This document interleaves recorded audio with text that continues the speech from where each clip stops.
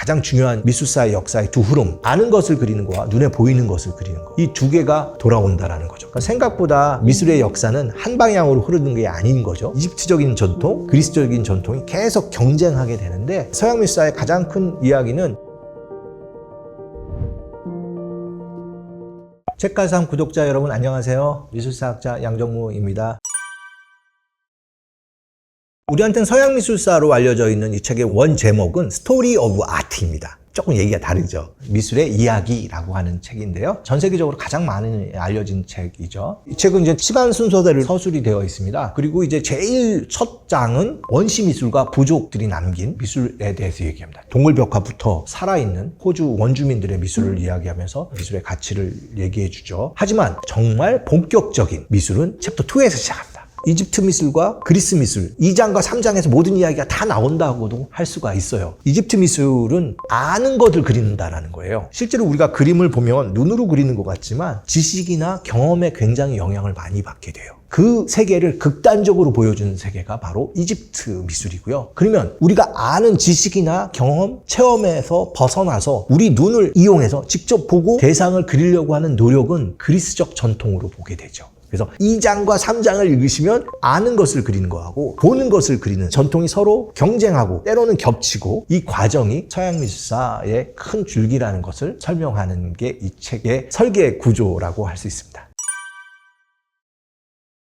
2장 이집트 미술의 시작은 피라미드로 시작해요. 대부분의 이 책의 첫 장면은 다 건축이에요. 건축으로 시작해서 여러 미술을 보여주다가 그 챕터 해당 장의 맨 마지막에 가서는 그 시대 예술가의 작업 장면을 보여줘요. 되게 재밌습니다. 그래서 이집트 미술도 건축부터 시작해요. 피라미드부터 시작하는데, 이집트의 왕을 우리가 이제 파라오라고 부르게 되는데, 영생을 주겠다라는 그 의지가 이제 미라로 가게 되고, 그 미라에 대한 또 하나 대용품이 조각을 또 평면에 옮기는 게 회화가 되는 것이죠. 이집트 미술의 가장 큰 목표는 영생을 보장하거나 이끌어주는 마법 같은 미술이라고 할 수 있는데, 곰브리치 선생님은 이집트 미술을 보게 되면 어떤 대상에 대해서 잘 아는 부분, 얼굴 같은 경우는 정면보다는 측면, 몸 같은 경우는 정면, 다리는 걷고 있는 모습, 이런 식으로 헤즈레이 초상이라고 하는 작품을 보셔도 이제 사람을 머리, 몸통, 다리, 손, 발 이런 것들을 우리가 아는 지식에 의해서 가장 정확한 쪽에서 그리고 그것들을 결합시키는 거죠. 예를 들어서 연못에 있는 물고기를 그린다고 하면 우리는 연못 안에 물고기를 그리기 어렵잖아요. 하지만 우리가 아는 물고기 도감처럼 한 물고기들을 다 그리고 그것들을 연못 안에다가 배치하는, 그야말로 우리가 아는 물고기의 형태를 집어넣게 되죠. 이것도 네바문이라는 사람의 무덤 안에서 발견된 벽화에 이런 그림들이 있습니다. 이런 지식에 의거하고 관습에 의거해서 그림을 그리다 보니까 이집트 사람들은 중요한 사람은 크게, 중요하지 않은 사람은 작게 그리게 되죠. 이집트식 표현들, 결국은 아는 것을 그린다라는 것이죠. 우리가 눈에 보는 어떤 형태를 그리는 것이 아니라 경험하고 알고 지식에 의해서 형태를 분해해서 재결합한 그런 그림들이 이집트적 전통이라고 할 수 있겠습니다.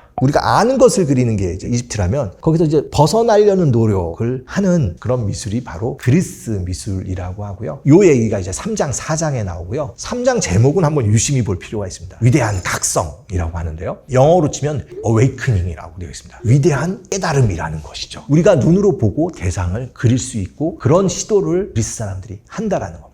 기원전 520에서 420년 범위 안에서 그리스에서 등장하게 되는데, 예를 들어서 이집트 미술의 영향을 받죠. 그래서 이집트 그림처럼 처음에는 딱딱한 그런 그림들을 그리다가 이런 것들을 직접 조각가나 화가들이 대상을 보고 변형을 하고 좀 더 자기의 해석을 넣어서 실체감 있게 그리려고 표현하려고 하는 것들이 이제 등장하게 되죠. 그래서 두 형제의 조각상이라는 것을 보게 되면, 언뜻 보게 되면 이집트 조각보다 더 경직되어 있다라고 할 수 있지만, 세부를 보게 되면 입 보면 약간 웃고 있기도 하고, 무릎도 우리가 알고 있는 실제 무릎에 더 가깝게 다가가려고 노력하는, 조금 더 미숙할 수 있지만 그런 실험을 계속 한다는 거에 의해서 이거는 위대한 각성이다라는 거죠. 사실성으로 더 나아가기 위해서 도전을 시작했고, 체인 리액션이라고 해서 한 발 더 빨라지게 되는 그런 모습까지 보여주는데, 이것들을 그리스 미술이 가져온 혁명이라고 예찬을 하게 됩니다. 재밌는 거는 이집트 나무판에 새겨진 헤즈레이 초상 발이 옆으로 이렇게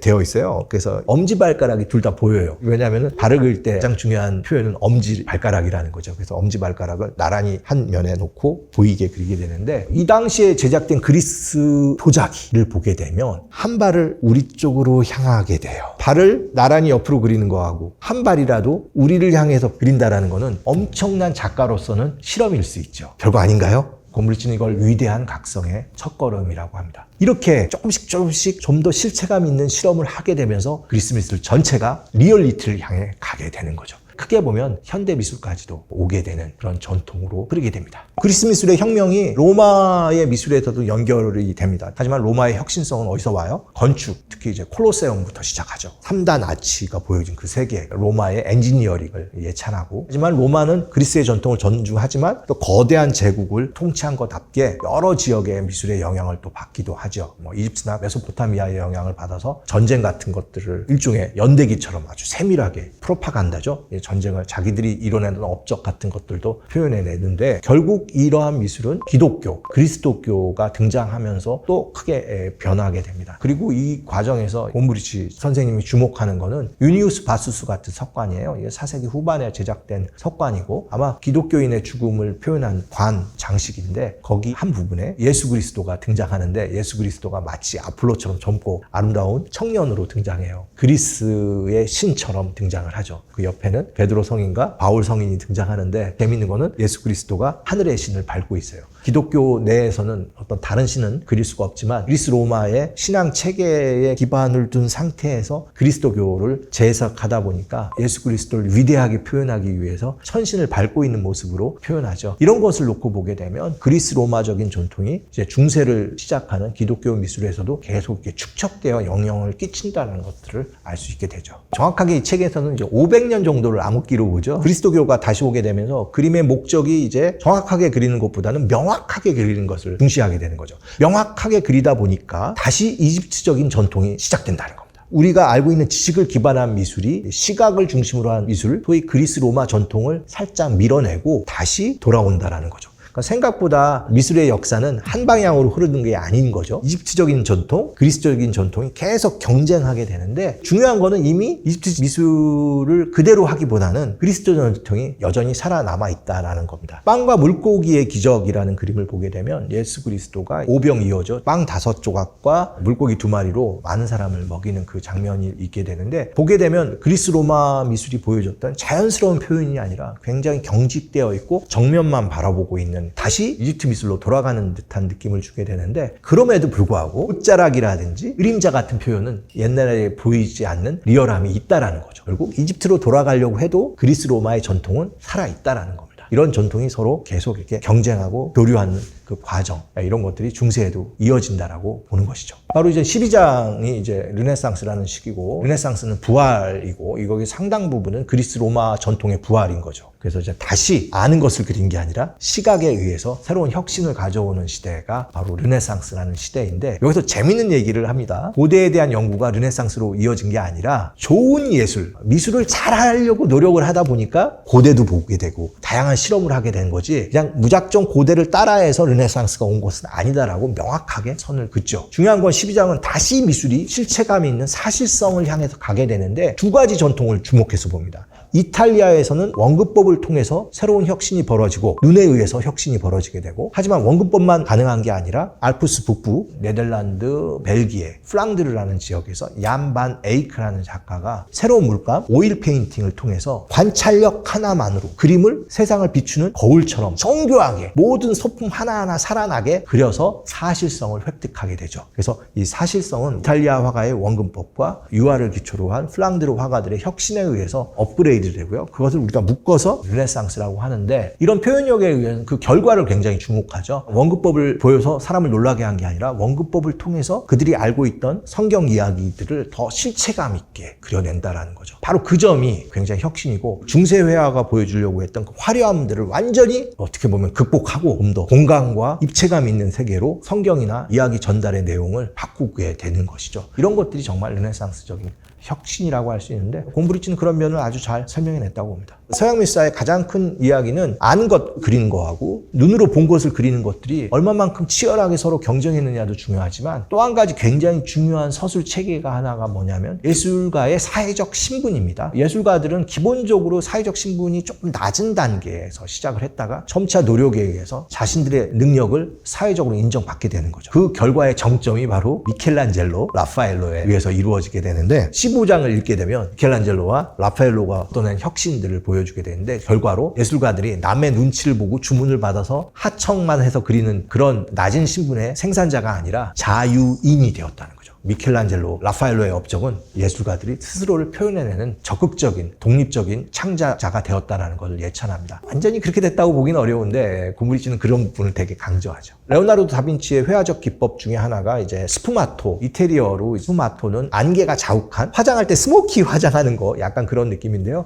이것도 굉장히 주목이 됩니다. 가장 중요한 미술사의 역사의 두 흐름, 아는 것을 그리는 거와 눈에 보이는 것을 그리는 거. 이 두 개가 스푸마토 기법에 의해서 절묘하게 균형을 찾을 수가 있습니다. 사람들은 정확하고 잘 그리는 것을 좋아할까요? 흐릿하고 모호하게 그리는 것을 좋아할까요? 언뜻 보면 정확하게 잘 그리는 것을 좋아할 것 같지만 약간 흐릿하게 그려서 보는 사람들이 호기심을 자아내게 하는 게 굉장히 효과적일 때가 많이 있죠. 그래서 레오나르도 다빈치는 모나리자를 그릴 때 눈가라든지 입 주변을 약간 모호하게, 스모키하게, 스푸마토 기법으로 그렸다라는 겁니다. 그래서 사람들이 더 그 부분을 흥미롭게 보고 관찰하게 되는 거죠. 소위 아는 것과 보는 것들을 절묘하게 섞어서 사람들에게 보는 즐거움을 더 유발시켰다라고 보는데 이 책에 모나리자 디테일이 클로즈업 되어 있는데 자세히 보시면 정말 주변의 표현들이 약간 스모키하고 모호하다 보니까 사람들은 더 주목하게 되는데 이런 것들을 레오나르도 다빈치가 새로운 유화기법, 스푸마토 기법으로 획득했다고 설명하고 있습니다. 인상주의는 철저히 우리 눈에 의해서 본 대상을 그림으로 그리겠다는 겁니다.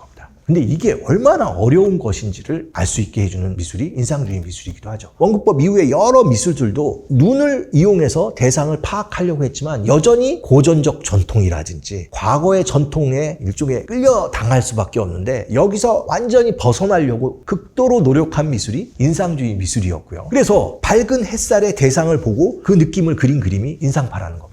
여러분 진짜 그렇죠? 우리가 강한 햇볕에서 대상을 보면 친구 눈, 코, 입이 제대로 보입니까? 안 보이잖아요. 그렇게 그려야 되는데 아무도 그 전에는 이런 시도를 과감하게 하지 못했다는 겁니다.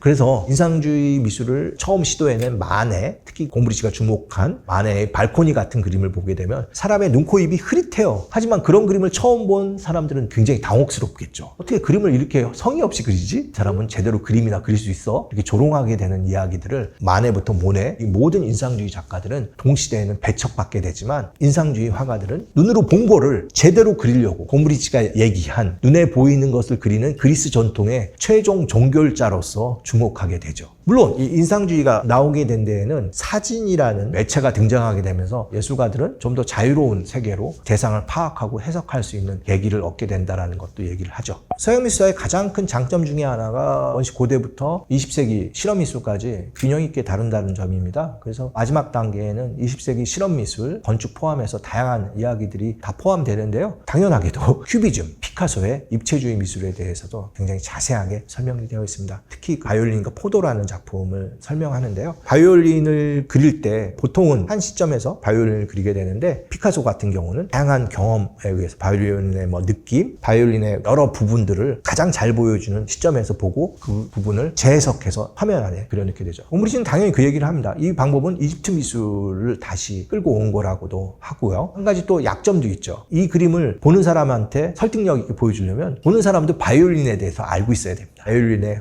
음통이라든지 여러 부분들을 알고 있어야 그 그림을 감상하게 되는 것이죠. 소위 말하면 큐비즘의 한계도 있지만 큐비즘이 또 이런 실험에 의해서 새로운 표현력을 가져왔다는 것들을 주목하게 됩니다. 같은 한 인간이라도 다양하게 표현해내고 그걸 통해서 혁신한다는 것들을 이 책의 마지막 단계에서 굉장히 주목하면서 설명하죠. 서양 미술사의 최고의 문장은 미술사 전체를 놓고 봐도 이렇게 대범한 문장은 없다라고 할 수 있는데요. 이 책을 열면 우리가 미술에 대한 친절한 설명이 있을 거라고 기대할 거 아니에요? 그런데 첫 장에 뭐라고 나오냐면 There really is no such thing as art라고 되어 있습니다. 미술이라는 건 존재하지 않습니다 라고 써 있습니다. 아니 이런 책이 어디 있어요? 미술 교양서인데 첫 장이 뭐예요? 미술이라는 그 거창한 세계는 존재하지 않습니다. 약간 풀어서 하면 여러분이 생각하는 예술 같은 예술은, 미술 같은 미술은 존재하지 않습니다. 라고 시작합니다.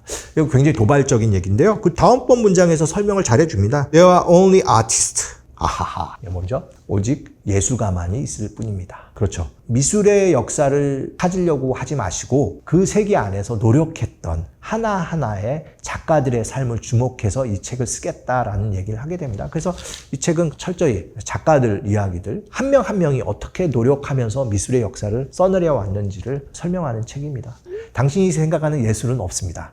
단지 작가만이 있을 뿐입니다.